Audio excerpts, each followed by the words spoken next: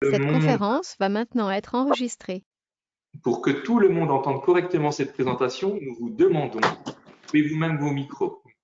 Si vous souhaitez poser des questions, nous vous demandons également d'utiliser la zone de commentaires accessible en haut à droite par l'icône en forme de bulle de bande dessinée. Nous répondrons aux questions en fin de présentation. Je suis Emmanuel Sutter, chargé d'études à France Éclat.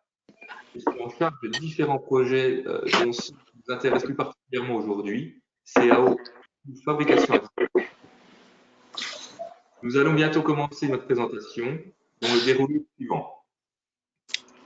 Présentation de France Éclat, introduction à la fabrication additive, retour rapide sur l'édition 2017, les consignes de l'édition 2021 et on terminera par les questions-réponses. Cette présentation devrait durer environ 45 minutes. Et à présent, je donne la parole à André Buffet, délégué général de France Éclat, pour démarrer la présentation. Merci Emmanuel. Eh bien, bonjour à toutes et à tous. Je me réjouis de voir autant de monde rassemblé aujourd'hui et je me réjouis quelque part que ça arrive après un an de Covid, car sinon vous ne seriez pas tous rentrés dans nos salles de réunion. Donc, la visioconférence permet d'élargir le nombre, le périmètre de personnes concernées. Et il y a aussi bien des designers, des fabricants, des écoles, donc les publics que nous visions à travers ce concours. Alors, ce concours, on va revenir plus en détail sur le sujet. Juste quelques petits mots sur France Éclat pour ceux qui ne connaîtraient pas trop qui est France Éclat, ce qu'on fait, etc. France Éclat est un accélérateur de développement, c'est dans sa raison d'être, hein, et qui a pour objectif de faire grandir et rayonner durablement les filières de l'horlogerie, de la bijouterie joaillerie qui nous occupe aujourd'hui, et des arts de la table, bien sûr, tout ça sur un périmètre français. La mission de service public, qui est celle de France Éclat, est financée par les 13 000 entreprises des 3 filières que nous couvrons. Donc, on a un périmètre là aussi très vaste. Alors, pourquoi ce concours? Tout simplement pour 2 raisons. La première, c'est que la première édition avait eu un grand succès. On avait eu bien plus de participants que qu'on espérait au départ. Donc, on avait été heureusement surpris par le succès du concours. On avait été particulièrement ravis de la qualité des participants et des pièces qu'ils avaient proposées à la fabrication. Et je remercie tout particulièrement Paola, que je vois sur mon écran sur la gauche, qui avait remporté la catégorie designer, et Johan Poisat, comme dirait Paola, qui avait remporté la catégorie étudiant. Et donc, on avait réalisé une dizaine de pièces dont, a priori, 2 devraient rejoindre les collections permanentes du Musée des Arts Déco cette année. C'est en cours de discussion, mais c'est plutôt bien orienté par rapport à ça. Donc, première raison, le succès de cette première édition du concours, et aussi, deuxième raison, une conviction forte qui irrigue quelque part ces éclats, à savoir que la création, pour nous, est une clé décisive qui a permis à la bijouterie joaillerie française de se développer, d'occuper la place de référence qui est la sienne aujourd'hui, euh, et en s'appuyant bien sûr sur des savoir-faire en fabrication exceptionnels à la mesure des défis qui lui étaient proposés. Aujourd'hui, on sait que nous avons toute une palette de techniques qui ont été intégrées, adaptées, mixées, maîtrisées, et la fabrication additive vient renforcer quelque part cet arsenal pour permettre de répondre aux défis toujours nouveaux posés par la création et la créativité débridée qui fait notre singularité.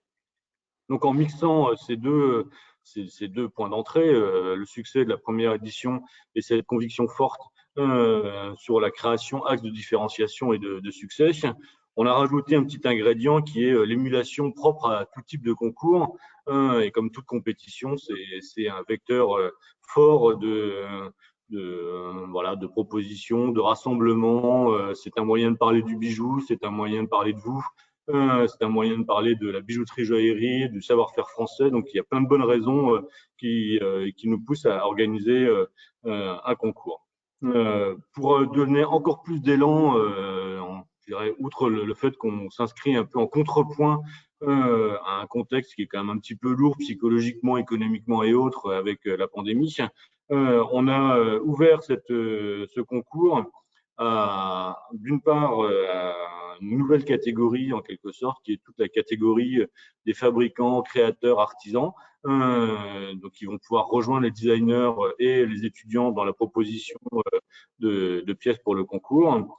Et on a ouvert également aux étudiants des principales écoles européennes en bijouterie et en design, là où la première édition, on était sur un périmètre plutôt franco-français. Voilà, donc voilà un peu les grandes raisons qui nous ont donné envie de proposer cette deuxième édition du concours. Je le redis, je suis ravi de vous voir aussi nombreux autour de cette visioconférence qui va vous permettre ensuite de découvrir plus en détail un certain nombre de choses qu'on voulait partager avec vous sur ce concours. Voilà, donc c'en est fini pour moi. Je vous souhaite une bonne réunion et j'espère que derrière, nous aurons beaucoup de propositions créatives.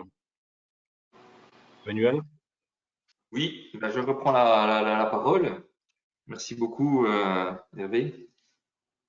Juste pour ceux qui viennent d'arriver entre-temps, donc je suis Emmanuel Sutter, c'est moi qui vais vous présenter la suite de cette réunion.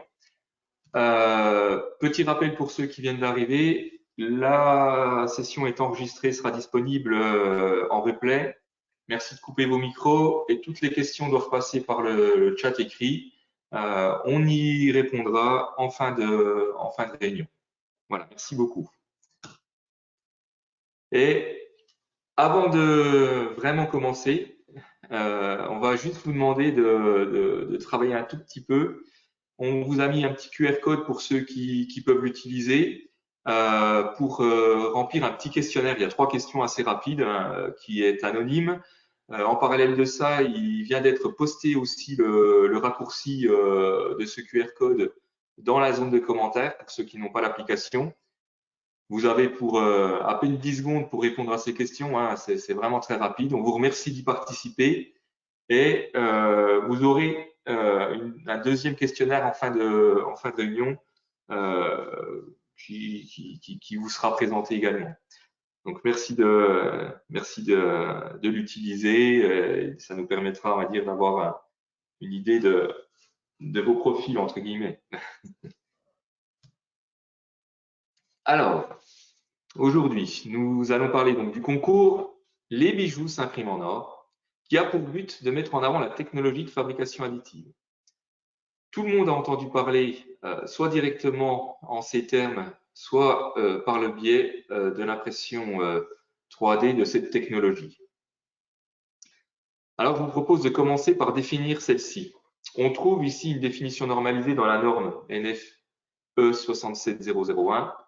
Je ne vais pas vous la relire, mais en substance, on peut dire que la fabrication additive est le terme utilisé pour définir l'ensemble des procédés de fabrication de produits par addition de matière en opposition aux autres procédés de fabrication tels que l'usinage, l'emboutissage, le décolletage qui déforment ou enlèvent de la matière. La fabrication additive se caractérise par un système d'empilement de couches les unes sur les autres, soit en assemblage de couches. Les solutions d'assemblage de ces couches sont très variées et l'on peut travailler pratiquement avec tous les matériaux. Quel que soit le procédé utilisé en fabrication additive, le point de départ est un modèle dit 3D, donc un modèle virtuel que l'on a créé à l'aide d'un logiciel de conception assisté par ordinateur. Ce modèle est placé dans un environnement numérique de la machine pour être analysé. Ça, c'est le point de départ, quelle que soit la solution. Afin de compléter cette analyse, on ajoute aussi un élément important, c'est la zone de construction de la machine ainsi que son volume de construction qui n'est pas ici représenté sur cet élément. Donc, on va savoir dans quel encombrement la pièce va être réalisée. En fonction des technologies utilisées, on va devoir joindre la pièce au plateau de construction. Ce sera d'ailleurs le cas pour la technologie utilisée lors de ce concours.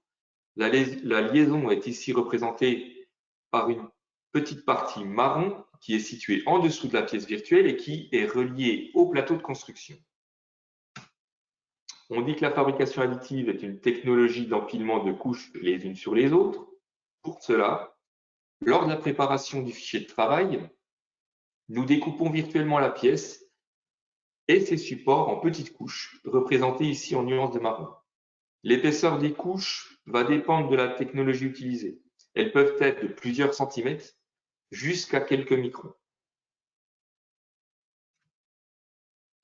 Une fois que tout est calculé, on envoie ce qu'on appelle le fichier de travail dans la machine, qui va exécuter la réalisation de la pièce couche par couche jusqu'à obtenir notre pièce complète. Donc, on récupère la matière du produit initial qui était une pièce virtuelle en réel. C'est donc la fabrication additive une composante de la chaîne numérique. Et il est difficile de faire plus court. On a la conception et on passe à la fabrication. Nul besoin de créer des outillages ou des moules pour réaliser la pièce. L'évolution des outils de conception assistée par ordinateur permet de nos jours la réalisation de pièces et de formes de plus en plus complexes. Nous n'avons pratiquement plus de limites dans cette conception. Par conséquent, les limites sont reportées à la réalisation finale des pièces. Et aujourd'hui, la fabrication additive est principalement la solution pour répondre à ces évolutions, car elle ne rencontre pratiquement aucune contrainte pour répondre à cette problématique. Alors, la fabrication additive, c'est vaste, hein.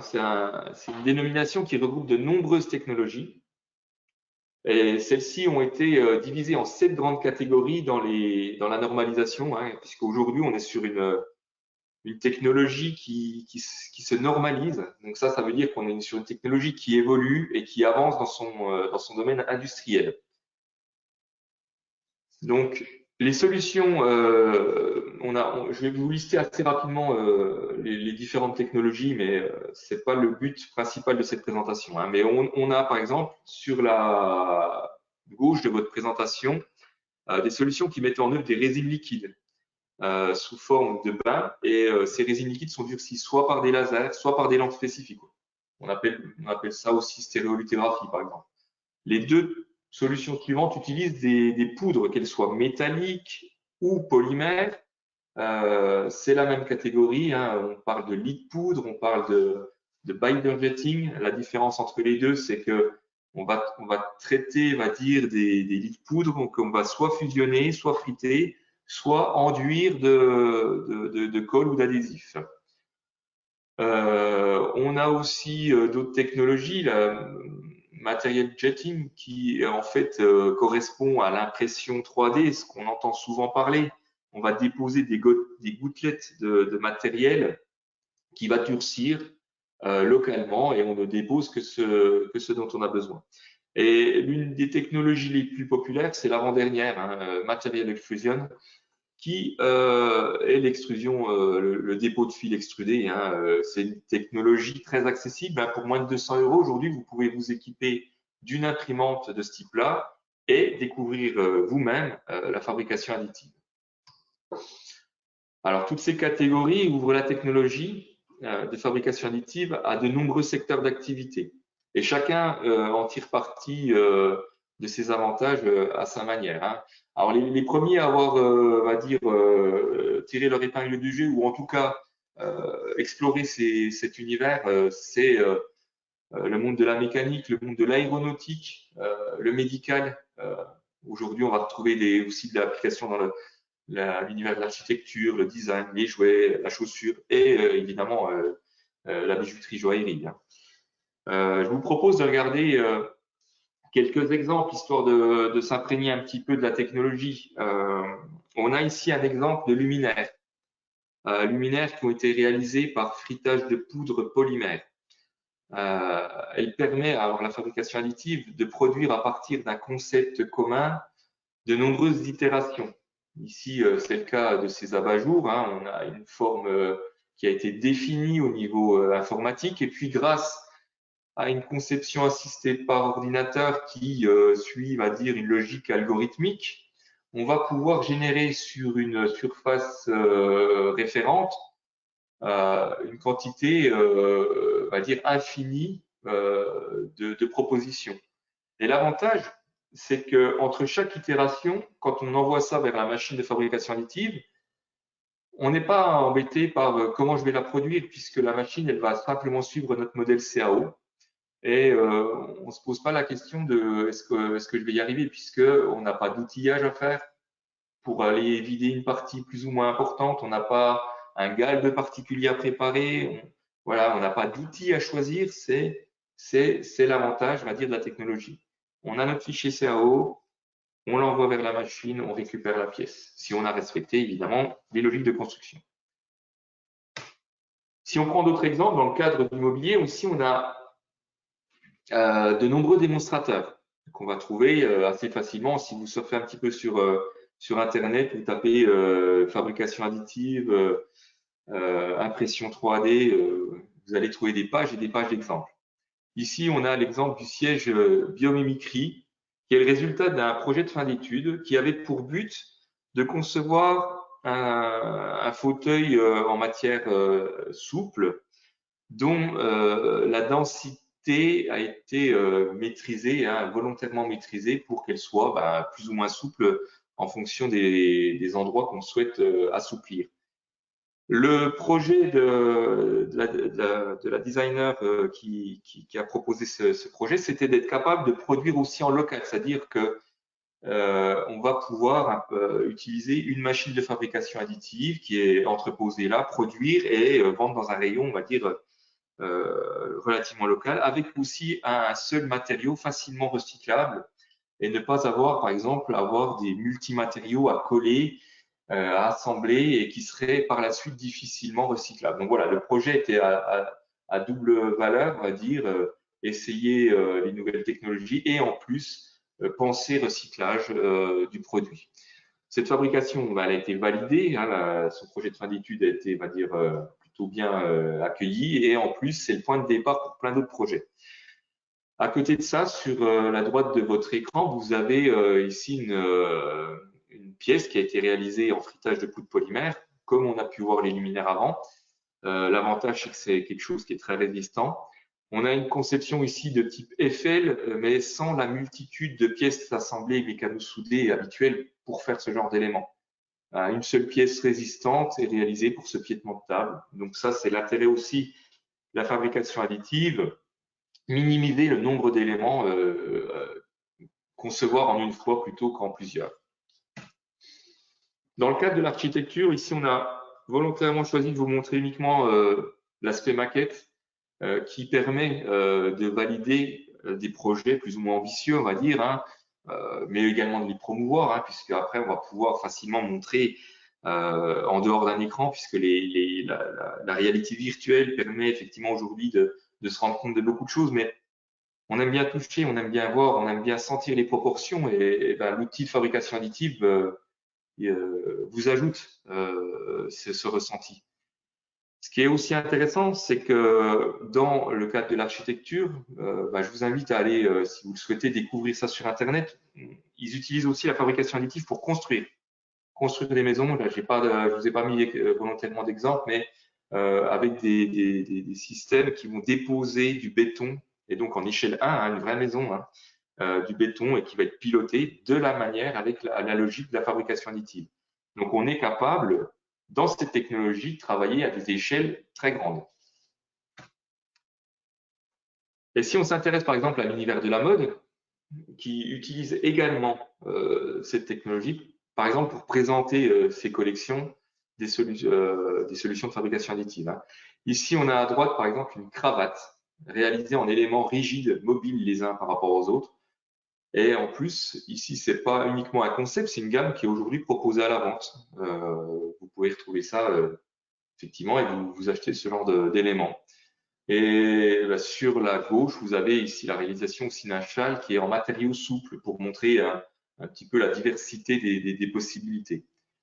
Et donc, ces exemples démontrent que l'utilisation de la fabrication additive dans ces différents secteurs qu'on a pu voir juste avant ont permis aux designers d'explorer de nouvelles géométries. Et c'est justement pour ça qu'on vous propose, on va dire, d'aller explorer cet univers par le biais de notre concours. Parmi toutes les solutions qu'on a pu voir juste avant, Dans le cadre du concours, nous, on va se focaliser sur une seule des technologies, celle de fusion laser sur lit de poudre.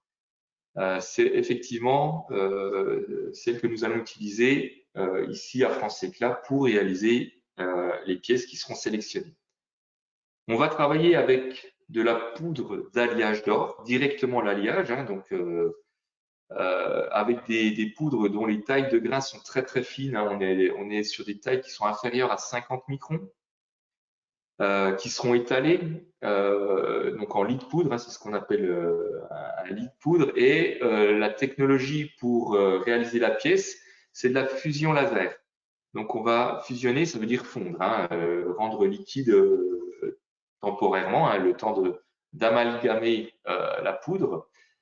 Et donc cette fusion, elle est dite sélective puisqu'on va piloter le laser à un endroit bien précis et on est capable d'avoir des petits bains de fusion de moins de 200 microns de diamètre. Donc on a vraiment quelque chose de précis qui va nous permettre de rentrer dans le détail et de faire des pièces, on va dire, intéressantes.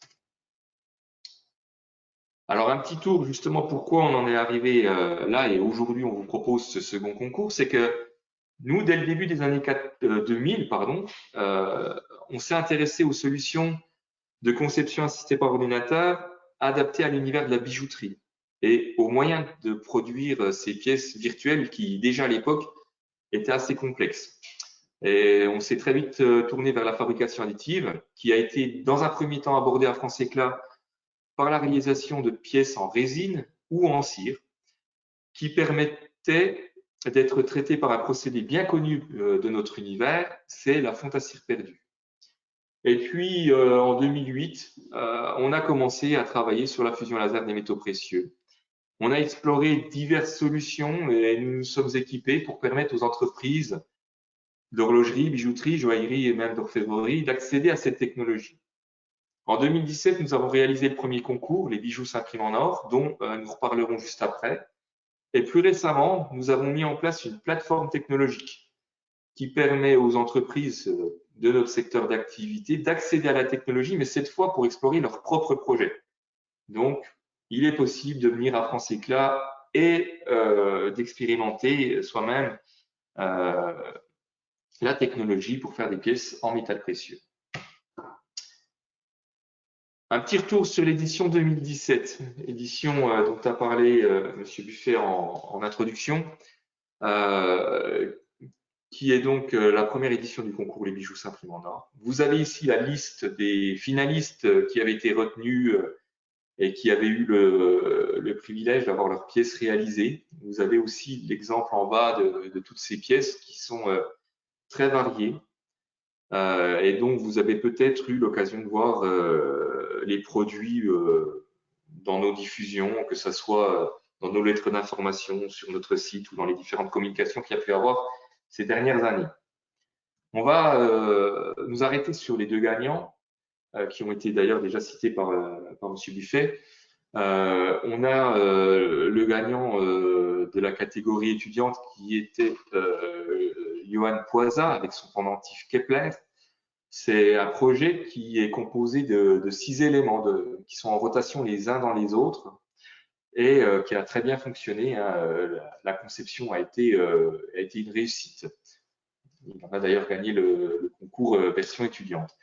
Et puis, à droite, la proposition qui avait été retenue de Paola Valentini, le bracelet d'une, gagnant de l'édition catégorie designer. C'est un bracelet qui comporte 39 éléments, tous creux, tous différents les uns des autres. Cette proposition comporte pas moins de 2 innovations majeures. L'assemblage des éléments les uns par rapport aux autres qui donne une souplesse, à dire extraordinaire au bracelet, et puis un système de fermeture qui était fonctionnel et fonctionnel dans les conditions d'un concours. Alors, on a la joie de vous annoncer dès aujourd'hui que Paola, qui est d'ailleurs, je crois, parmi nous dans la présentation, nous fait le plaisir de participer à cette seconde édition. Alors, vous inquiétez pas, elle sera jury. Donc, voilà. On va aborder actuellement ça y est, on va rentrer dans le vif du sujet. les points importants à prendre en compte pour participer à ce concours. Nous avons procédé à l'envoi d'un mailing qui est certainement à l'origine de votre participation à cette présentation. Dans celui-ci, vous avez pu découvrir le règlement du concours qui indique l'ensemble des contraintes à respecter. Le règlement ainsi que les documents d'inscription sont disponibles sur notre site internet. On vous mettra en fin de présentation un lien qui vous permettra d'accéder directement à ces éléments pour ceux qui ne les auraient pas vus. Pour rappel, nous vous demandons de soumettre un projet de bijou qui sera réalisé en or 750 millième. Ce projet devra comporter un descriptif suffisamment détaillé pour être jugé par notre jury. Les pièces finalistes retenues seront réalisées comme indiqué par fusion laser sur lit de poudre.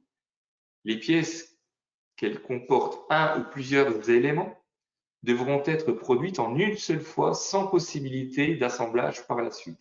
Ça, c'est le gros avantage de la fabrication additive. C'est un défi qu'on vous soumet. Donc, bien penser, et ça, vous allez, c'est à vous de, ça sera à vous d'y réfléchir, mais une fabrication, pas plusieurs pour votre pièce,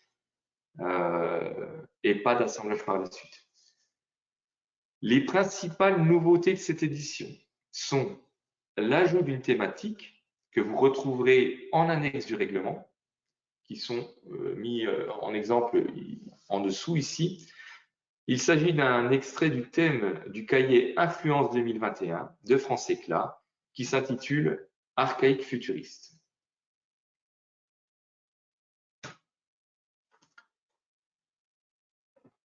Pour les contraintes ou en tout cas les conditions, voici quelques précisions importantes à retenir. Notre machine utilise des cylindres qu'on voit ici représentés pris en photo, tout simplement, sur la droite de votre écran.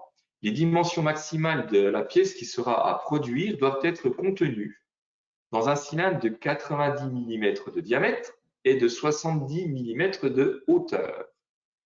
On a ajouté à cela une contrainte de masse. La pièce, au final, ne devra pas excéder 100 grammes une fois fabriquée. Alors pour mémoire, les alliages d'or 750 millième, on va dire qu'on part sur une base de calcul de 15 grammes par centimètre cube. On vous laisse à vos calculatrices pour nous proposer des projets qui vont dans ce sens-là. Un petit rappel, je l'ai déjà évoqué dans l'aspect général, on va dire, de la fabrication additive. La fabrication additive, comme on vous l'a dit, c'est une construction couche par couche. Le gros avantage, c'est de permettre de construire des géométries complexes sans trop de difficultés, puisqu'on va trancher l'élément. Si vous prenez par exemple le pendentif qui est présenté en haut à droite, c'est un pendentif qui, comme ça, si on doit le réaliser par différentes technologies, paraît extrêmement, on va dire, compliqué. Il y a on va dire, des éléments qui partent un petit peu dans tous les sens au centre. Et puis, on se rend compte, en fait, en dessous, qu'on a deux tranches de ce pendentif qui ont été qui vous sont présentées. C'est ce que doit faire la machine, en fait. À chaque fois, elle doit faire simplement une image qui correspond à un dessin en 2 dimensions.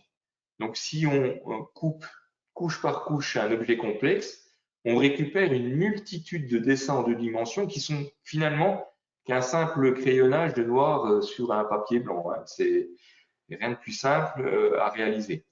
Après, il faut respecter certaines logiques, mais voilà, la grande innovation a été va dire, de simplifier un produit quel qu'il soit en multiples objets simples.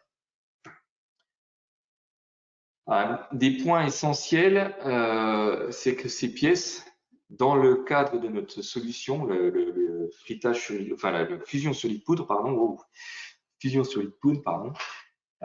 signifie qu'on va devoir supporter les pièces. On est dans une technologie qui nécessite que les pièces soient supportées. Ça signifie qu'on doit identifier les points les plus bas de la construction à réaliser pour mettre un élément qui permettra sa construction, ce qu'on appelle un support. C'est comme un coffrage qu'on réaliserait pour construire un pont en béton. Sans coffrage, vous ne faites pas votre pont. On voit sur l'image de gauche une sphère à construire au-dessus d'un plateau de construction. Toutes les surfaces dont l'angle avec le plateau de construction est inférieur à 40 degrés doivent être supportées. Nous l'avons représenté ici en rouge. Hein. Donc, on voit sur l'image centrale, plus ou moins centrale, des éléments en vert qui symbolisent, on va dire, les supports qui vont venir faire la liaison entre la zone à supporter et le plateau de construction.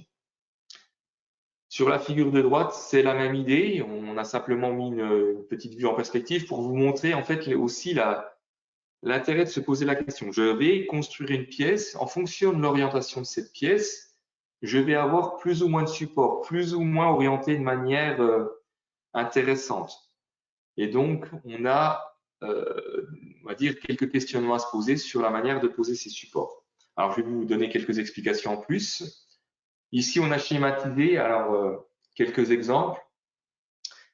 J'en profite parce que je ne crois pas que je l'ai annoncé, mais on a fait vous aurez possibilité de télécharger sur le site où il y aura l'ensemble des éléments, un memento technique au format PDF qui reprend toutes ces informations. Hein. Donc, vous inquiétez pas, même si vous ne serez pas obligé de revisionner la totalité de la présentation, on a synthétisé ça dans un document qui, je pense, est très lisible. Et donc là, on revient sur l'histoire des supports. Donc, les supports vont être obligatoires pour les surfaces basses des pièces dont l'angle avec le plateau de construction est inférieur à 40 degrés. Donc, on a des exemples sur la gauche où on voit la totalité de la surface qui est en regard du plateau de construction à une inclinaison inférieure à 40 degrés, donc tout est supporté. Au milieu, vous avez deux exemples où on a des parties de la pièce qui ne sont pas supportées car l'angulation est supérieure à 40 degrés. Donc, elle s'arrive à se construire sans nécessité de support.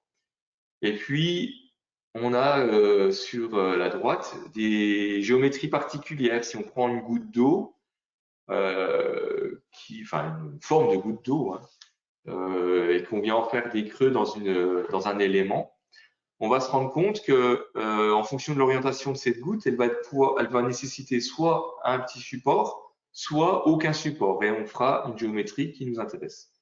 Voilà, donc c'est quelques notions à intégrer pour, dans la conception, se dire, bah, si je veux que ma pièce ait le moins de support possible, je vais peut-être essayer de prendre en compte cette partie-là. Alors, pourquoi on parle de moins de support possible? Tout simplement parce que les supports, ils vont se retrouver en fait en contact avec la géométrie de la pièce. On a quelques exemples là qui sont mis à l'écran avec des pièces plus ou moins, on va dire des pièces test. On a ici une demi-coupole qu'on avait réalisée en test par rapport à l'analyse des supports. Et donc, quand on va enlever les supports, parce qu'une fois que la pièce est fabriquée, ces supports, on les laisse pas, hein, on les détache. Et forcément, les zones des pièces qui ont eu des supports vont être à traiter et être à travailler un peu plus que les zones qui n'ont aucun support. Donc, on prend, on va dire, on aura, on va dire, un aspect de surface qui peut potentiellement être à peine moins bon que le reste de la pièce. C'est à prendre en compte. Moins on a de support, mieux on se porte, on va dire. Mais on est quand même capable d'utiliser et de réaliser des pièces avec des supports. Hein. Mais il est important de se poser la question dans quel sens je vais faire ma pièce pour que les surfaces préférentielles soient orientées pour éviter d'avoir des supports et à obtenir le meilleur des aspects. Un gros avantage de la fabrication additive, c'est justement de réaliser ce genre de pièces, c'est-à-dire de pouvoir faire des pièces complexes, dont les pièces creuses, une pièce évidée, une paroi fine. Mais il faut respecter, on va dire, une épaisseur minimale. Hein. On vous conseille, nous, dans vos conceptions, de jamais descendre en dessous de 0,4 mm en épaisseur. Et évidemment, si vous faites une paroi en plus de plusieurs, on va dire, centimètres qui fait juste cette épaisseur, il va falloir peut-être se poser la question d'augmenter un tout petit peu cette valeur.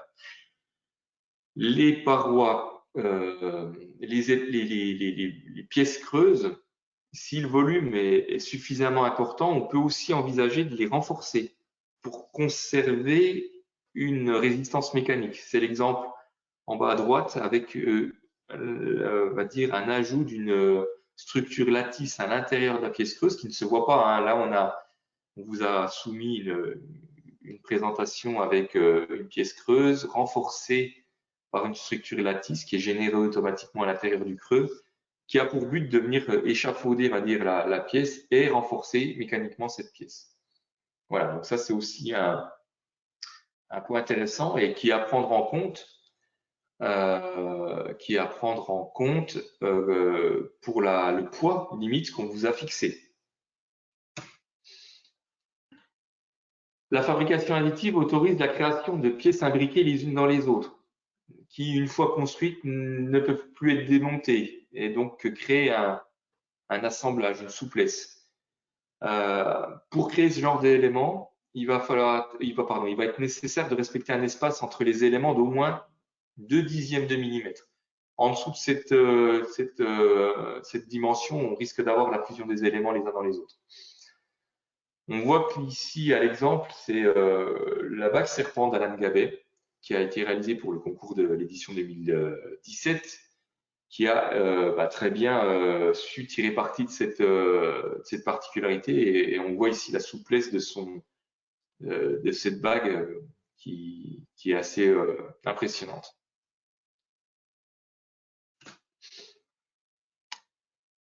Du point de vue esthétique, on peut tirer parti de l'aspect de la fabrication additive en sortie de production. Quand on a une production, on est sur quelque chose de sablé qui peut être relativement grossier. On arrive dans certains cas à avoir des surfaces tendues, assez tendues, mais globalement, on est plutôt sur, on va dire, un aspect brut. Cet aspect brut, quand vous allez proposer des géométries très complexes, il faut imaginer que derrière, on a peut-être difficulté d'atteindre certaines sous-parties de vos propositions. Donc, on peut en tirer parti. C'est le cas là c'est ce qui a été réalisé, on va dire, sur ces deux propositions. L'une de François Quentin. On est toujours sur des propositions qui avaient été retenues en concours 2017, hein, avec son bracelet ruban, où on le voit en cours de finition sur de polissage sur l'image de gauche.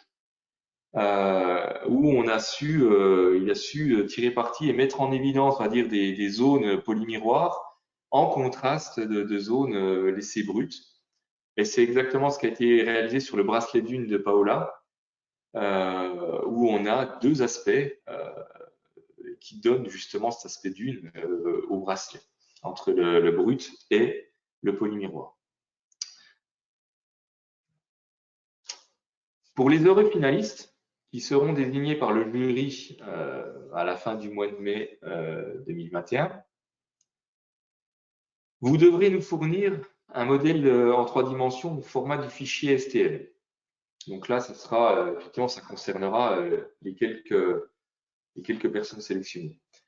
Donc, on sera en relation avec vous, ne vous inquiétez pas, à ce moment-là, on va mettre en place un tunnel qui nous permettra de bons échanges. Et si jamais, afin de vérifier que votre export est correct et ne comporte pas trop de défauts, il existe des solutions, des logiciels gratuits proposés par exemple par la société Materialize qui s'appelle Minimatrix. On vous a mis le lien dans le memento dont je vous ai parlé tout à l'heure, qui va reprendre l'ensemble de ces informations. Vous aurez le lien qui vous permettra d'accéder directement à la page de téléchargement de ce logiciel. Donc là, voilà, il vous sera demandé de faire la pièce la plus propre possible et la plus exploitable possible. Voilà, il me reste, pardon, excusez-moi, pas tout à fait arrivé au bout. Il me reste à vous rappeler des dates clés importantes. La toute première qui va arriver assez vite, je pense, c'est le 11 mai 2021. C'est la date qui vous est demandée pour la remise c'est le dernier délai de remise des projets. Hein, donc, il faudra nous envoyer tout avant, sinon ils ne seront pas pris en compte.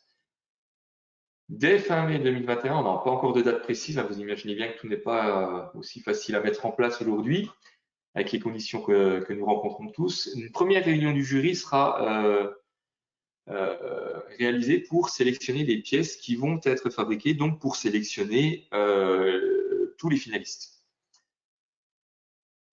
À qui on demandera de nous remettre pour le 29 juin 2021 les fichiers SAO donc, qui seront donc à réaliser.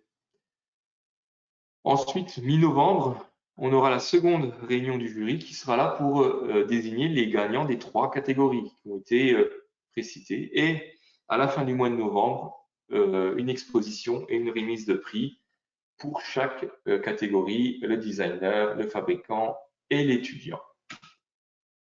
Voilà, on arrive au terme de cette présentation. Je vous soumets encore un second questionnaire. Vous avez le QR code ici présent qui vous permet d'y accéder. Il doit y avoir dans la zone de commentaires, dans quelques secondes, si ce n'est pas déjà fait, le lien vers ce même questionnaire qui sera simplement cliquable. Voilà. Merci Anouk. Et je vous laisse le temps de regarder. Pareil, c'est anonyme, ça vous engage en rien. Ça nous intéresse d'avoir votre ressenti.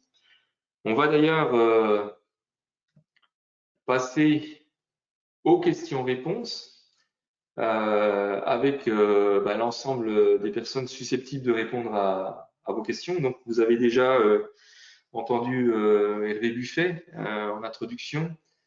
On a Ludovic Blanquer, directeur de la création, qui pourra vous orienter sur toutes les questions concernant cette partie création associée aux influences et aux contraintes liées à la thématique. Et Stéphane Debraquilange et Sébastien Fontaine, avec moi, répondront à l'ensemble des questions un peu plus techniques. Voilà, je vous laisse prendre le temps déjà de répondre à ce questionnaire. Et puis, on va traiter vos questions. Alors, je laisse peut-être la parole à juste le temps que je retrouve les questions. Excusez-moi. S'il y a quelqu'un qui veut prendre la parole, le temps que je...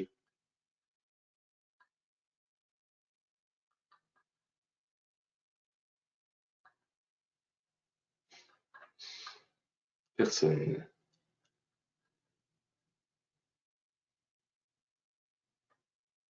Ici, alors, je vous en prie.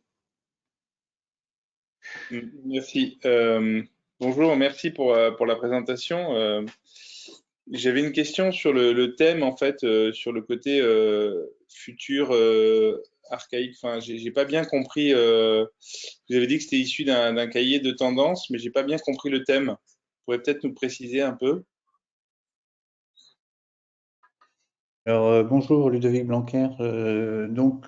En fait, on a eu l'idée d'inscrire ce concours dans un cadre esthétique un peu cohérent. Et donc, on a décidé de choisir un thème d'inspiration qui permettrait d'avoir des propositions design qui soient dans un univers un petit peu commun. Et ce thème, on l'a choisi. Alors, comme son nom l'indique, hein, il s'appelle Archaïque Futuriste. Il est extrait du cahier d'inspiration Influence 2021 de France Éclat. C'est pour nous un thème qui, comme son nom l'indique, met en lumière le lien entre des savoir-faire et des codes traditionnels de la bijouterie et de la joaillerie, et en même temps une vision très futuriste du design qui nous permettrait de projeter en fait les créations de bijouterie et joaillerie dans un futur qui soit envisageable autrement que quelque chose de froid ou impersonnel ou trop technologique. Donc c'est un petit peu l'idée de ce thème-là. Il est développé en 3 moodboards qui proposent en fait un certain nombre d'expressions potentielles de ces valeurs-là, soit sur de la structure géométrique, soit sur des états de surface. Et le dernier thème qui propose une vision, enfin en tout cas qui nous, à notre avis, permettrait de développer des propositions design qui seraient beaucoup plus poétiques, tout en gardant cet aspect un peu technologique et un peu futuriste des propositions. Alors, en aucun cas, évidemment, tous les éléments d'inspiration qui sont inclus dans ces pages, dans ces moodboards, ce sont des inputs, soit d'iconographie, soit des propositions design qui ont déjà été faites dans le cahier, sont susceptibles de contraintes de quelque manière que ce soit ou d'être reproduits de quelque manière que ce soit. Ce sont simplement des éléments qui permettent de décrire un univers de forme et de style qui vous permettent de donner voilà, un cadre stylistique cohérent pour tout le monde. Ça permettra au jury en plus d'avoir d'objectiver un peu mieux les critères de sélection puisque tout le monde sera susceptible d'être inscrit dans cet univers-là. J'espère que ça répond à votre question. Très bien, merci. Alors, vous retrouverez dans le règlement normalement qui est téléchargeable, vous retrouverez ces éléments, ces moodboards qui sont imprimables en format A3 ou A4 selon le matériel que vous disposez. D'accord. D'ailleurs, j'en profite pour dire que le lien vers le site et la page dédiée au concours est indiqué là sur cette slide. Le data matrix, le QR code, pardon, vous y amène aussi. Hein, donc c'est francéclat.fr actualité concours-2021. Du coup, tout à l'heure, vous avez dit que les questions effectivement étaient par écrit, donc je vais en profiter pour lire une des questions. C'était de savoir si on pouvait participer au concours en proposant un dessin à gouacher. Alors, évidemment que si on va pas refuser, on va dire la proposition pour l'inscription avec ce style de proposition qui est totalement intégré dans notre univers. Cependant, on va vous demander quand même de faire une description relativement précise du projet avec des dimensionnels, des choses comme ça. Et pensez bien qu'à terme, il faudra nous fournir un élément en 3 dimensions issu d'une conception assistée par ordinateur. Donc, proposer un projet, bien évidemment, si celui-ci est suffisamment compréhensible et qu'on arrive, qu'on ne soit pas obligé, on va dire, d'avoir trop d'interprétation du gouaché. Voilà une des premières questions qu'on avait eues. Une des autres questions, c'est est-ce que les 100 grammes imposés incluent les supports? Non, c'est 100 grammes pièces produites, finies, livrées. C'est-à-dire que voilà, il y a évidemment en fabrication additive, les supports peuvent représenter sur des pièces plus ou moins massives un bon pourcentage, on va dire, de la masse finale. Hein. On peut être sur 10, 20, 30% de masse de support qui seront ensuite réutilisés. Mais dans ce cadre-là, on parle bien du poids de votre élément. Et je ne sais pas si Sébastien, tu as relevé des questions importantes à mettre en avant. Oui, effectivement. Bonjour à tous. Sur cette question des supports, je vais rejoindre une autre question qui portait sur un autre procédé, l'utilisation du binder jetting dont Emmanuel a parlé précédemment. Pourquoi on n'utilise pas le binder jetting? Alors déjà parce que historiquement, au sein de francéclat, on étudie la fusion laser depuis de nombreuses années, comme Emmanuel a pu vous le dire, et que c'est le procédé à l'heure actuelle qui fournit, en tout cas avec les métaux précieux, et c'est ce qui nous intéresse, le meilleur résultat. Effectivement que le binder jetting, c'est un procédé de fabrication additive qui ne nécessite pas de support, mais on est dans une mise en forme totalement différente où on vient friter la pièce, donc agglomérer la matière, et après on rentre dans un processus de cuisson, d'éliantage, avec un retrait très important de la matière, alors qui se calcule, hein, qui est maîtrisable dans une certaine mesure, mais qui nécessite quand même beaucoup de choses à mettre en œuvre par rapport notamment à des métaux précieux. À savoir aussi que les installations de binder jetting sont relativement coûteuses et que les machines de fusion laser sur lit de poudre qu'on utilise, il y en a de plus en plus en tout cas qui sont dédiées ou plus en tout cas orientées pour les métaux précieux. Voilà. On garde en tête cette technologie de binder jetting et on on continue d'avoir un œil dessus dans le cadre de notre mission de veille technologique.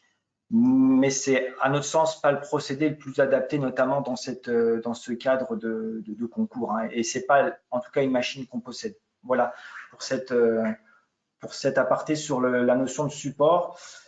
J'avais noté également une autre question qui nécessitait donc potentiellement une réponse, notamment alors sur le poids maximum, effectivement, Emmanuel l'a répété, 100 grammes. Le matériau, alors on ne les précise pas, mais toutes ces informations sont bien incluses dans le règlement. Elles sont précisées. Donc 100 grammes, contenu dans un volume indiqué, diamètre 90 mm, hauteur 70 mm, et puis alliage d'or jaune 3N et or gris palladium 130. Voilà, formulation classique. Et pour reprendre donc une autre question qui nous interrogeait sur les critères de sélection des participants et les choix selon les 3 catégories qui concourent. Alors, il y a effectivement 3 concours. Prix du designer ouvert aux designers freelance installés en France. Le prix du fabricant ouvert aux artisans et aux sociétés de fabrication de bijouterie et joaillerie qui sont immatriculés au répertoire des métiers. Et les étudiants ouverts aux étudiants en formation dans les écoles françaises de bijouterie, françaises et européennes, excusez-moi, et étudiants en école de design et d'art appliqué. Alors, les critères de sélection, ils seront les mêmes pour toutes les catégories. Après, on verra ce qu'on obtient comme en termes de projet, mais effectivement, tout le monde sera jugé en fonction de sa catégorie et de la même manière d'un point de vue technique, esthétique, adéquation par rapport au thème d'inspiration, comme Ludovic Blanquer a pu l'expliquer, en adéquation avec la technologie. On a besoin d'avoir des projets qui sont créés pour la fabrication additive et surtout pas d'avoir des projets qu'on viendrait tester, qui pourraient déjà être fabriqués ou testés par d'autres procédés et qu'on pourrait tester sur la fabrication additive.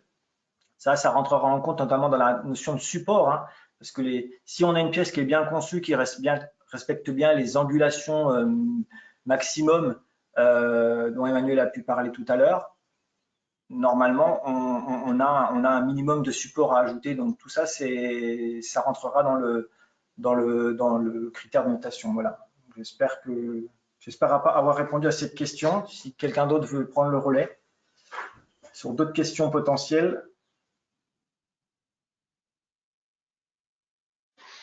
Ouais, je vois que une question a été posée plusieurs fois sur la participation des écoles d'ingénieurs.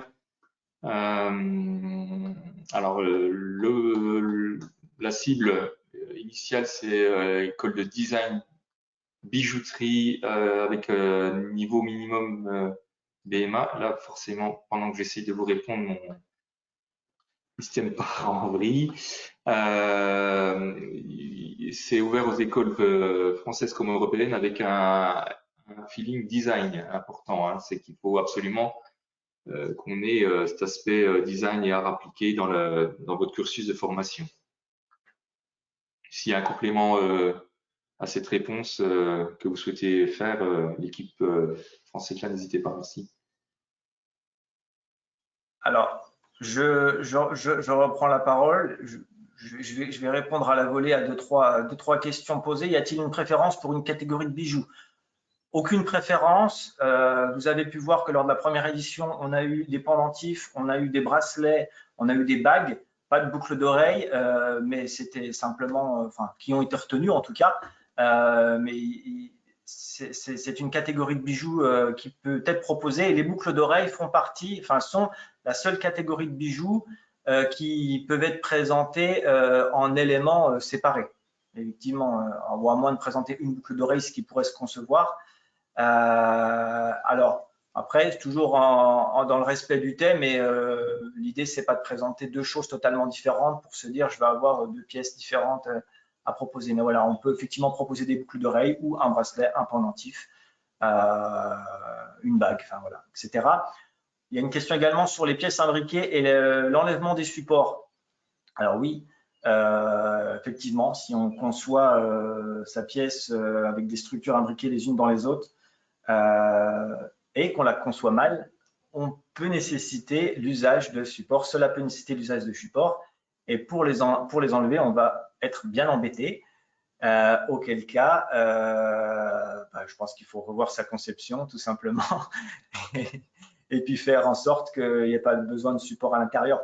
Dans le cas de structures imbriquées, on a toujours la possibilité de mettre des supports très légers, très très fins, qui peuvent être éliminés par des opérations de tribofinition en aiguille ou etc.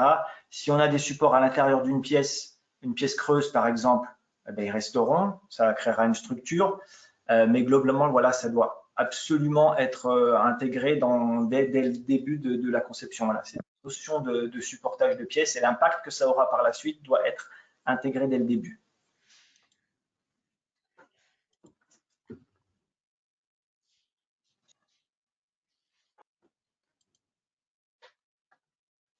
Je vois une question sur les écoles européennes et la possibilité aussi d'intégrer des sociétés européennes pour l'impression 3D. Non, ce n'est pas le cas. Le concours est ouvert aux écoles européennes, donc françaises et européennes, en design et en bijouterie. C'est la seule catégorie pour laquelle on a une ouverture un peu plus large. Pour ce qui est des designers freelance, ils doivent être basés en France, enregistrés en France, et pour les entreprises également.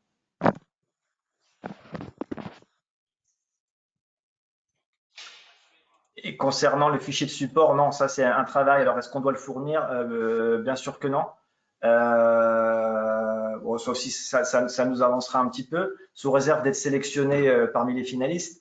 Mais non, c'est le travail de France Éclat qui va, on va se charger de ça avant la fabrication. Alors, si dans votre dossier, vous êtes déjà, si vous êtes déjà bien au fait de la fabrication additive et que vous avez une idée bien arrêtée de ce que vous imaginez de votre projet et comment vous voulez positionner les supports, pourquoi pas.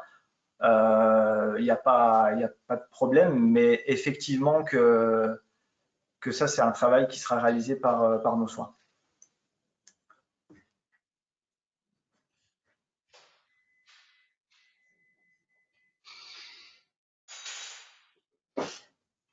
Y a-t-il un soft pour simuler les supports? Autre que Magix et le module Sysma. Il existe des solutions gratuites dont je n'ai plus le nom malheureusement, qui sont malheureusement moins abouties que ce que pourrait l'être un logiciel comme Magix qui coûte un bras. Voilà, c'est dit, mais ils ne sont pas sponsors, donc c'est pas grave. Très bonne question. Je pense que de toute façon, ce qui est déjà intéressant de voir, c'est d'utiliser les fonctions offertes par les logiciels de CAO qui peuvent permettre d'indiquer les points bas d'une pièce en fonction de l'orientation qu'on lui donne. Gardez en mémoire l'angle de 40 degrés minimum pour toutes les surfaces orientées vers le bas. Après, si l'idée c'est de simuler peut-être l'impact du support par rapport à la pièce, bon, on rentre peut-être un petit peu loin et on aura déjà une bonne idée de toute façon au moment de la sélection de la pièce, de la soumission du projet, si on voit que la pièce est déjà conçue, et déjà, je dirais, fabrication additive friendly, pour utiliser un anglicisme, néologisme, là, non, ça devrait le faire. Mais là, j'ai pas plus de réponses que ça. Sur des softs gratuits, là, je les ai pas en mémoire, donc désolé. Non, merci Sébastien. Doit-on fournir une CAO aboutie pour la première sélection du 11 mai? Non. Seules les personnes retenues, les 6 personnes retenues, seront amenées à finaliser leur conception. Ce qu'on demande, ce qui est indiqué dans le règlement, c'est une description suffisamment détaillée pour qu'on puisse juger de votre projet. Donc des esquisses. Si vous avez déjà une 3D, ça a été le cas lors du premier concours, on a eu des propositions où le produit était quasiment finalisé, pas d'interprétation possible, puisque on voit bien ce qu'il en est. Il faut éviter absolument qu'on soit obligé d'imaginer votre produit et de devoir nous-mêmes nous projeter on va dire, dans une perception volumique. Si vous faites de l'esquisse, pensez à faire plusieurs vues, gauche, droite, perspective, etc. Moins vous serez à avoir d'informations, plus on saura vous juger. Je me permets alors sur une suggestion de Julien Dupré, collègue au sein de France Éclat et qui va œuvrer sur la partie finition des pièces finalistes. Effectivement, sur les pièces creuses, forcément, si on fait une coque, il y a de la matière à l'intérieur après fabrication et il faut pouvoir l'évacuer. Donc voilà, si vous avez en tête de faire un produit creux, il faut prévoir un orifice pour un petit trou, hein, c'est pas énorme, hein, c'est de la taille du millimètre, je dirais, pour évacuer la poudre. Et puis, ça peut rentrer dans l'esthétique du produit, hein, si jamais c'est caché, si jamais c'est bien placé. S'il y a besoin de le reboucher par des techniques classiques, laser ou autre, ajout de matière, ça sera fait. Mais c'est bien de le prévoir dans la conception, ça montre aussi une bonne compréhension de la technologie et de ses contraintes. Oui, alors 0,4 mm, comme la question qui vient de tomber, là, c'est le minima. Évidemment que ça sera, on ne descend pas en dessous. On peut terminer une pièce de cette dimension-là, et après, si c'est de surface, pareil, hein, si vous avez un galbe exceptionnel dans lequel il va falloir aller passer un certain temps de finition, on va peut-être prendre une petite marge. Voilà. François demande l'évidement éventuel des pièces pourra-t-elle? Non, on ne pourra pas faire nous-mêmes, François. Je pense que tu as assez expérimenté. L'idée, c'est une réponse privative, hein, excusez-moi. En faisant l'évidement nous-mêmes aussi, enfin, c'est au candidat de le faire parce que c'est lui qui va déterminer différents paramètres par la CAO. Hein, et le poids en dépend, en quelque sorte, en fonction de l'épaisseur de matière qu'on laisse, en fonction de tout un tas de choses. Dans la conception, vous pouvez effectivement imaginer les zones qui devront être creuses, les zones qui ne le seront pas. Pour les 6 derniers, si on en est juste sur des soucis de création de coques, dans sur des parties, on pourra effectivement venir mettre une petite assistance à ce moment-là. Mais bon, ça concernera effectivement les 6 finalistes. Voilà. Je vais reprendre juste deux questions. Combien de pièces au total donc, seront fabriquées? 6 pièces, 2 par catégorie. Donc, on aura dans chaque catégorie des finalistes et sur ces 2 pièces, le jury sélectionnera le vainqueur. Et puis également cette question concernant les pierres. Alors, est-ce qu'on peut intégrer des pierres? Oui, comme c'était le cas lors de l'édition précédente. Bien que ça ne soit pas l'objet du concours et que dès qu'on rentre dans cette notion de sertissage, on apporte encore un peu de complexité, même si la fabrication additive permet beaucoup de choses et beaucoup de liberté.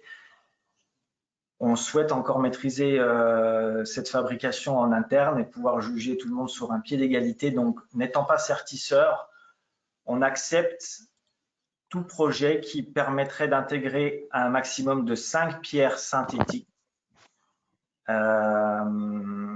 avec une technique de sertissage, je ne sais pas comment le dire, high-tech, moderne, digital, compatible avec la fabrication additive. Enfin, voilà, à vous d'imaginer, qui ne nécessite pas de sertissage traditionnel avec repoussage de matière, etc. Et à savoir que tout projet qui inclurait ces pierres, en fait, on rembourserait sur fourniture d'un récépissé, on va dire, d'une note. Donc, les pierres à hauteur de 200 €. Pardon? Pardon, je disais tout ça est dans le règlement, effectivement. Tout ça est dans le règlement, voilà.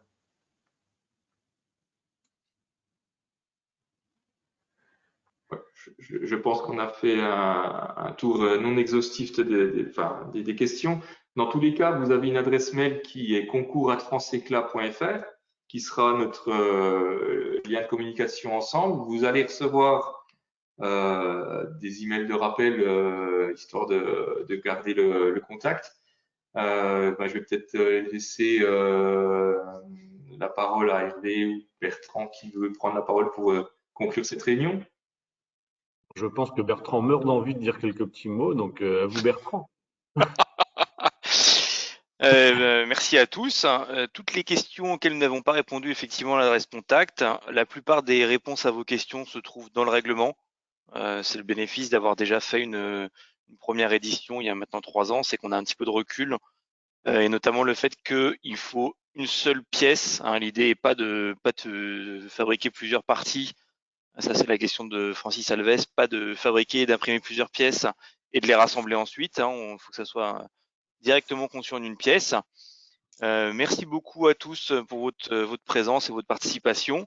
Et maintenant, le meilleur est à venir pour vous, à savoir la phase de création, d'ébullition intellectuelle qui nous permettra et qui vous permettra d'avoir des pièces intéressantes, innovantes, créatives et qui font le pont et la jonction entre la création, la créativité et cette technique du futur.